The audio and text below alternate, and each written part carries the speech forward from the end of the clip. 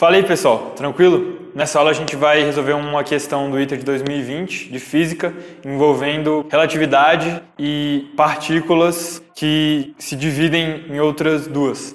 Então vamos lá.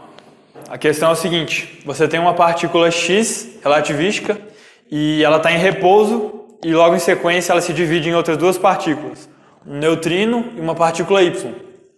E a questão pede que a gente calcule qual que é a velocidade de Y depois que ele é formado, obviamente, sabendo que a massa de X é mx, né, a massa de repouso no caso, massa de repouso de Y é my, e o neutrino, a massa de repouso dele é considerada nula, beleza?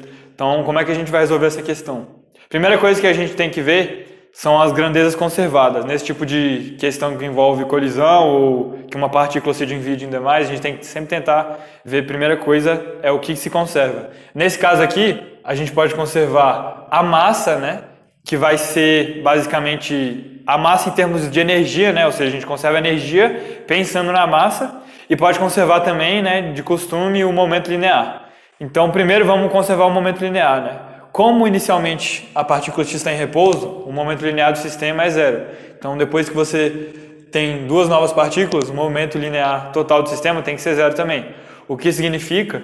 Isso significa que o momento da partícula Y tem que ser igual ao momento do neutrino.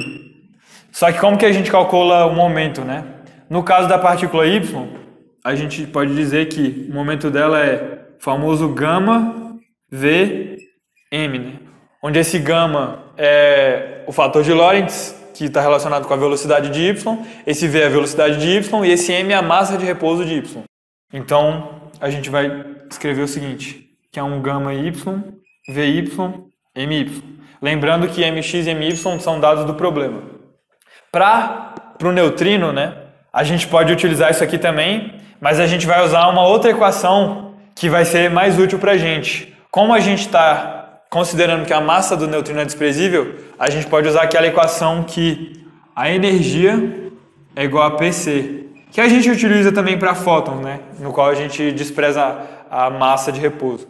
Então, utilizando essa equação e essa nessa equação aqui, a gente chega então que esse E aqui é do neutrino, só para ficar mais claro, dividido por C tem que ser igual a gama Y, Vy, My, beleza? Isso aqui é a nossa primeira equação. A nova equação que a gente vai utilizar é a equação que está relacionada com a conservação da energia, que tem uma relação com a massa também do sistema, né? Então a energia inicial vai ter que ser a energia final. A energia inicial é só a energia de repouso da partícula X, já que ela está em repouso, né? Então a gente tem que a energia inicial vai ser o mx c ao quadrado, né?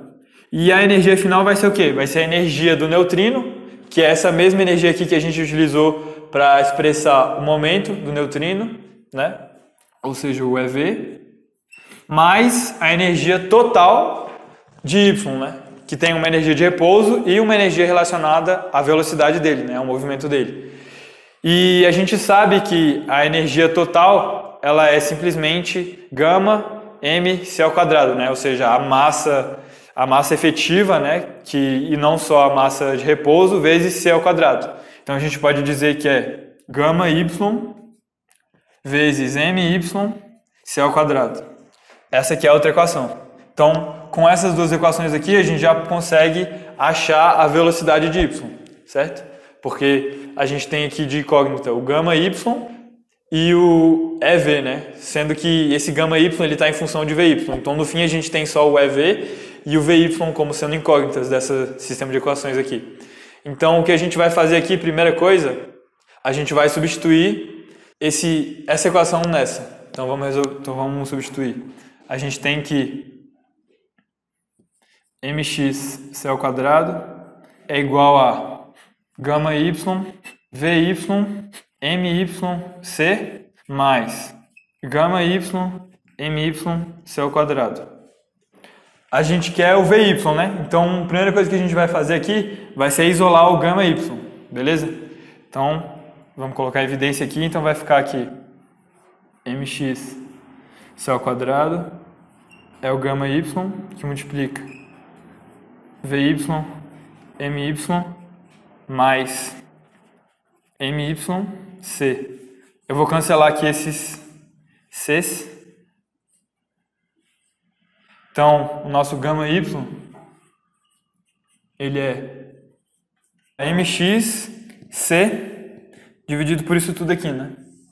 Que é VY, MY mais MYC. Só que a gente sabe também que o gama, né? Esse gama Y, ele é em função da velocidade de Y, né? Que é 1 dividido por 1 menos VY ao quadrado sobre C ao quadrado. É o fator de Lorentz. Então, essas duas expressões são iguais, né? Então, a gente vai levar ao quadrado para tirar essa raiz aqui e depois simplificar os termos.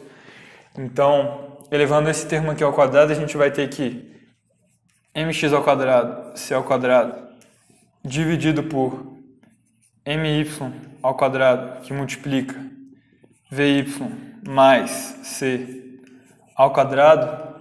Isso aqui é igual a 1 dividido por 1 menos vy ao quadrado sobre c ao quadrado. Então agora a gente vai passar dividindo esse fator aqui para lá e esse fator para cá. Mas antes disso, é interessante a gente notar que dá para simplificar um pouco as contas aqui. Primeiro, eu vou passar multiplicando esse c para cá e depois passar ele para cima. Então isso aqui é o mesmo que c ao quadrado dividido por c ao quadrado menos vy ao quadrado.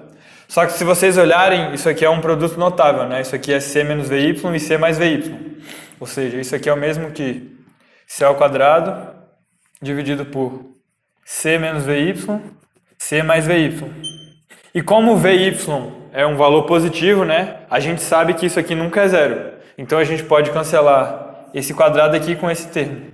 Então a gente vai ficar que mx ao quadrado, c ao quadrado sobre my ao quadrado, que multiplica vy mais c, é igual a c ao quadrado sobre c menos vy. E agora sim a gente vai passar multiplicando esse termo para lá e esse termo para cá. A gente pode cancelar o c ao quadrado aqui, então a gente fica com mx ao quadrado c menos mx ao quadrado vy é igual a my ao quadrado vy mais my ao quadrado vezes c.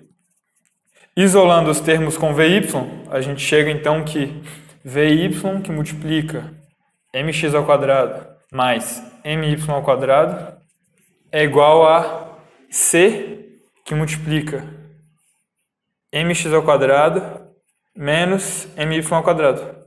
Logo, por fim, o nosso vy é c, que multiplica mx ao quadrado menos my ao quadrado, dividido por mx ao quadrado mais my ao quadrado. O que de fato faz sentido, já que a velocidade de y tem que ser sempre menor ou igual a c, né?